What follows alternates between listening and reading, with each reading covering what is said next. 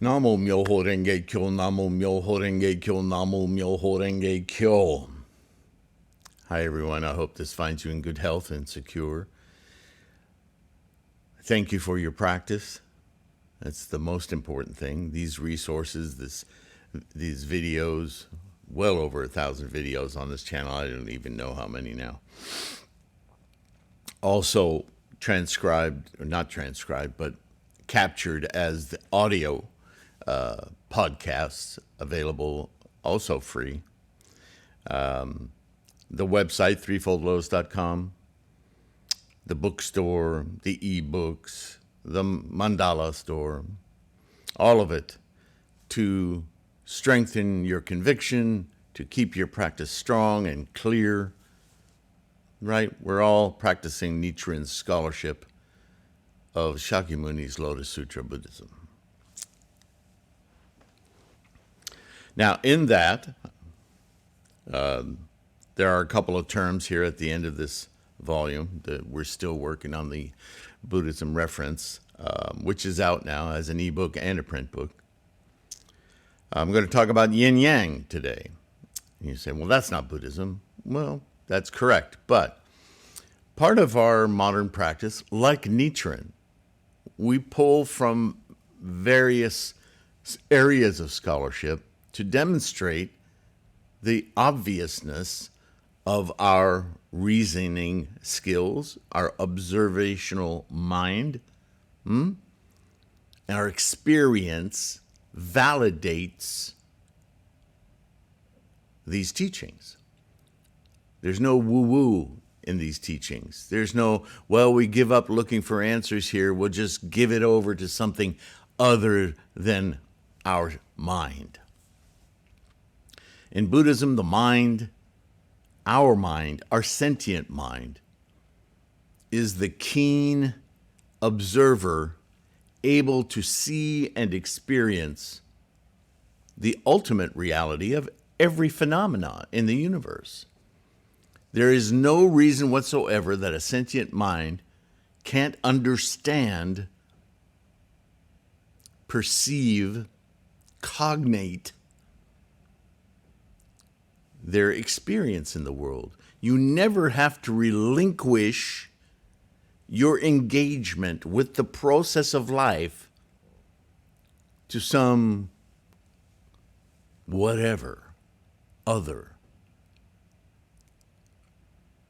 The moment you do that, you set yourself up to be taken advantage of, to be told what your reality is. What? Wait.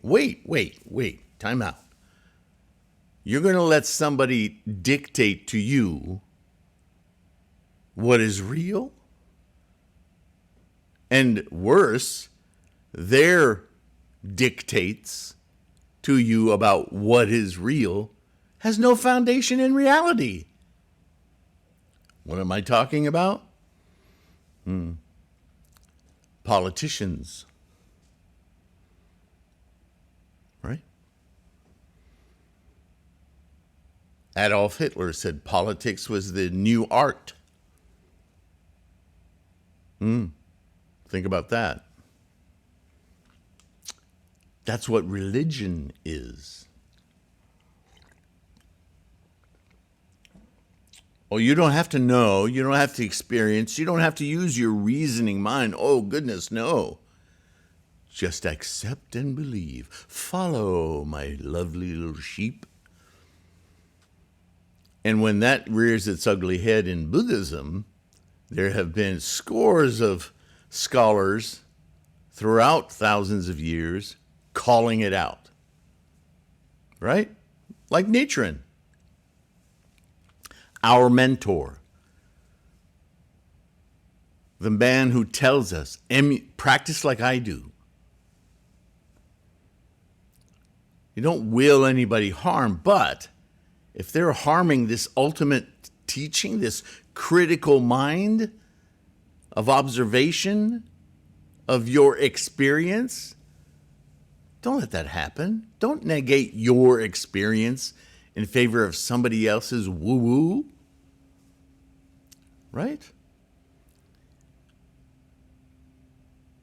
Now, many cultures over the millennia have grappled. I was talking to someone this morning about Plato's cave and his idea on forms, right? And he, as amazing as the ancient Greeks were,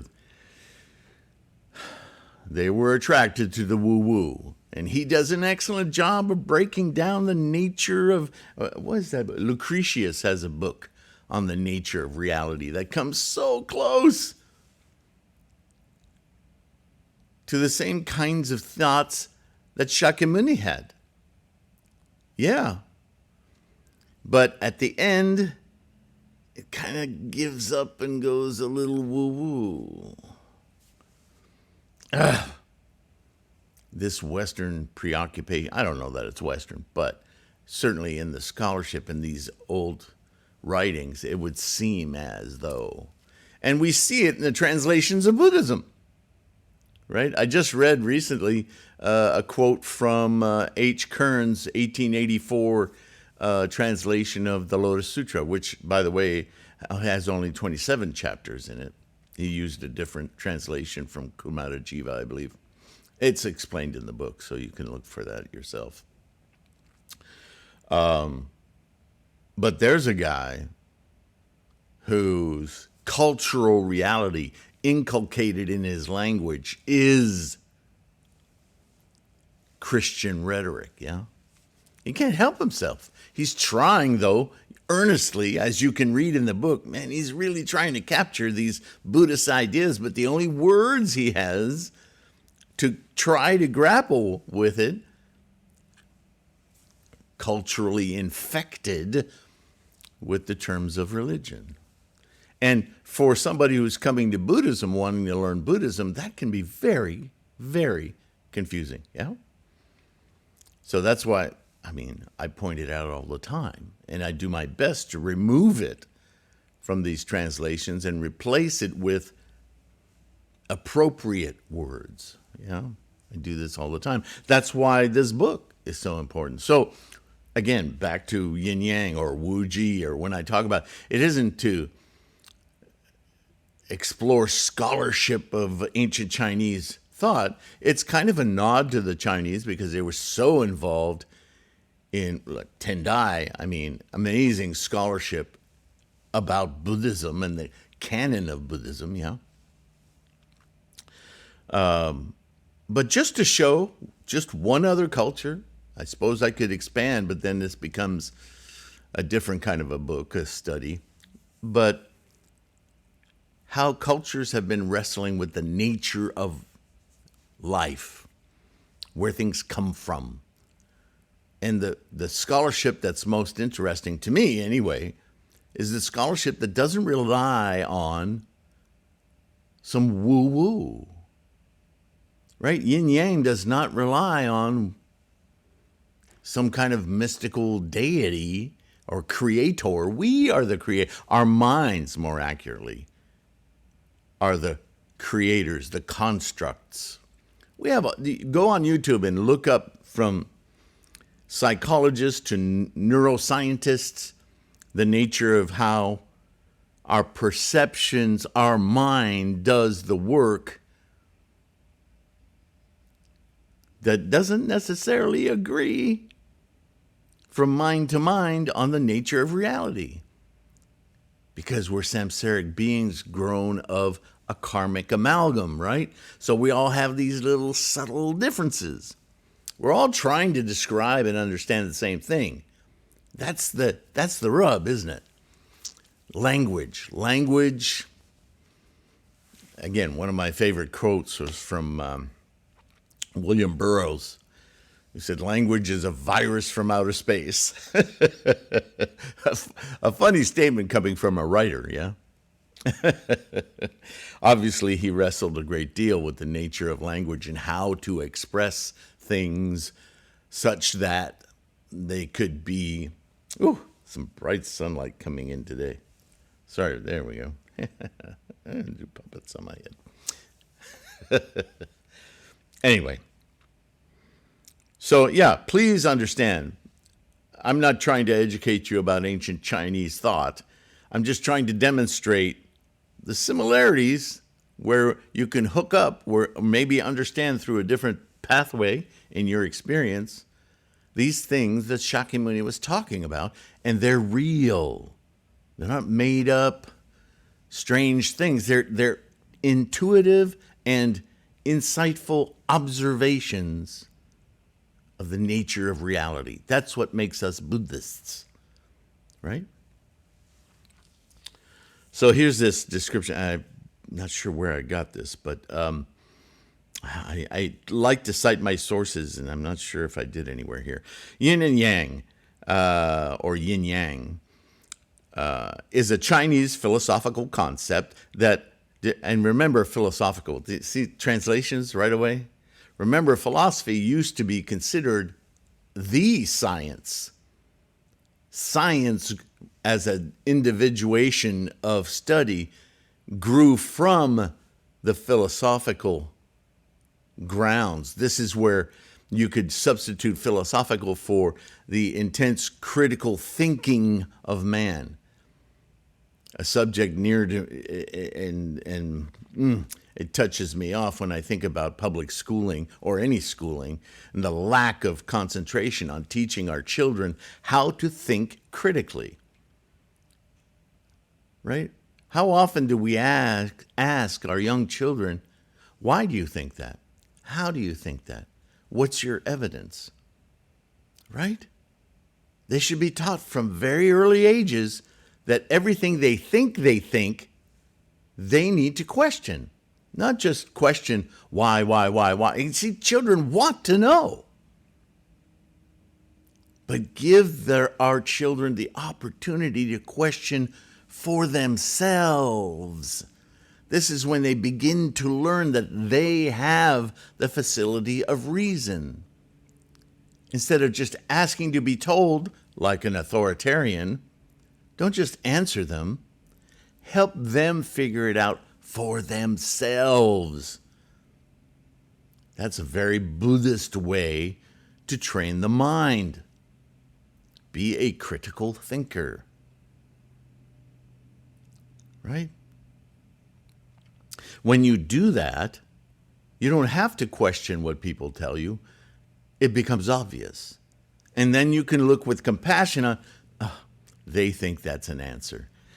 I may not be able to show them that answer is frivolous without maybe hurting their feelings, but I know, right? That's the kind of mind we need to grow, to support. All right. It describes opposite but interconnected forces, yin-yang.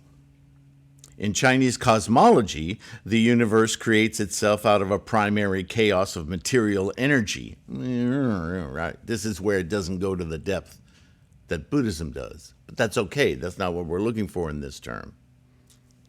Organized into cycles of yin-yang and formed into objects and lives. So they're still dealing with the formations, right? The source, and maybe this is a bad translation. So let's read on. Yin is the receptive and yang the active principle, seen in all forms of change and difference, such as the annual cycle of winter and summer, the landscape, north-facing shade, south-facing brightness, sex, female, male, the formation of both men and women as characters, and socio-political history, disorder, order. Basically, it's a description of duality and how the two are interconnected. Because without two, there can be no duality. And without, now I'm going to go Buddhist on you, without identification and discriminations, there is no other. There is no dual. There just is. Right? So where is this transition from potential is to becoming is and then is? Right? Threes again. As in the book by Sifu Sylvain Chamberlain, Independent Nichiren Doctrine of the Lotus Sutra, this term is used in conjunction with Wuji, which we talked about, and Taiji, which we talked about, to illustrate the continuity of profound thought throughout human investigation. So now maybe you see another reason why I'm defining these three terms, because I use them to demonstrate how science, modern science, Buddhism, 3,000 years old, and the cosmology and philosophy of ancient China, all looking to identify this, when does something become something, right? All asking the same question and coming to very reasonably equal answers. In the function of what, that differs, okay? So, to continue here, from the Buddhist view of potential, quiescent energy, in formations and instantiations of form, right? Karma, to the Chinese cosmology of Wuji through Taiji into Yin-Yang, and the modern science of energy is equivalent to mass in relation to the speed of causality. It makes so much more sense when you say it that way, instead of the speed of light. That's confusing. It's causality that we're talking about in science. So E equals mc squared is the equivalence of energy to mass relative to causality, which, as you know, cause-effect is like yin-yang. It's immediate. It's the same, right? It's two sides of the same coin. It's the change. It's the instantiation. The karma. So you can see Wuji and Taiji in this book to go back and forth between these terms. Simply, yin and yang, always addressed as a pair, like cause-effect, represent the duality of the physical samsaric realm. Right? Form, samsara. Our attachments, samsara. What are our attachments to? Form. I don't mean just the form of a chair or a guitar or a lover. I mean the form of emotions. I mean the form of the attachment, the mythology we imbue things with. That's what Buddhism is questioning us about, wanting us to observe closely how that leads us to discomfort, dis-ease, stress, anxiety. That's what Buddhism is about. And that's all happening in the mind. So if you change the way you think about all phenomena, including, of course, yourself, to this moment-to-moment process of becoming, being now, into the next moment, and this amazing opportunity of a sentient mind. Nothing is challenging, except maybe that. That's what our effort is, to become fully realized bodhisattva, yeah? Coursing the world of samsara with the Buddha mind. The Buddha way, yeah? All right, so yin-yang. And that pretty much does it for the terms in this book. I have additional resources at the back here, references to bodhisattvas from beneath the earth, analogies. We can go through those. I guess I'll make videos on those. So we'll have the entire book available, therefore, as podcasts for those of you who have difficulty reading, whether it's eyesight or whatever. I have had requests to capture this book. And this is why I've been doing this series of videos term by term, for those of you who can only have access or prefer access to these terms, this book, if you will, as audio files. So yeah, I'll go ahead and do videos on these resources, and that'll be fun. And then on to the next project. Yeah, help me figure out what that is. Let me know what you think you need to shore up your resolve. And in that regard, please take a few seconds to like and subscribe, because those two mechanisms are really important to the YouTube algorithms. And what it ends up doing is propagating this resource more, growing our Sangha. It's a bodhisattva act, right? It's a small thing, but it's an important thing. And of course, those of you who are able to buy ebooks or print books or mandalas, or those of you patrons, you're all patrons. But those of you who can do monthly support through Patreon or PayPal, Namo Myoho Renge Kyo. Thank you so much. We all thank you for helping support this resource. Yeah. All right. Be kind to yourself. Take care of your health. I'm going to have to wait till later in the day to do these. It must look weird. It's so bright, the sun coming in. Anyway, I apologize if that's distracting. It's distracting me, obviously. And I'll see you in the next video, all right? Take care of your health. Bye for now.